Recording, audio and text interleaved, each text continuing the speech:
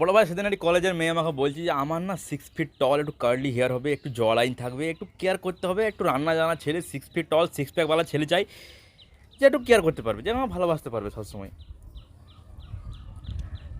দেখো বোনটি, তোমরা কি চাও ছেলেদের বালও ছেড়ে যায় না, ঠিক আছে? ছেলেদের ঝাঁট যায় আসে না, মানে আমার মা বাপ চেয়েছিল যে ডাক্তার হয়ে যাক ছেলেটা, আমি ছাদে এসে গাল দিছি, তো মা বাপের কথাই রাখতে পারছি না। তো তোমার কি মনে হচ্ছে মেয়েরা কি চায় ছেলেদের যায় আসে? বাল ছেড়ে যায় না ছেলেদের কিছু। মানে ভাই, আমরা তো সিক্স প্যাকও তখন বানাই যখন ব্যাং ব্যাং দেখি ঋতিক রোশনের, সালমান খানের ও ও জানে জানা দেখি, তখন আমাদের মনে হয় যে না সিক্স প্যাক বানাইতে পারে, তার আগে লয়।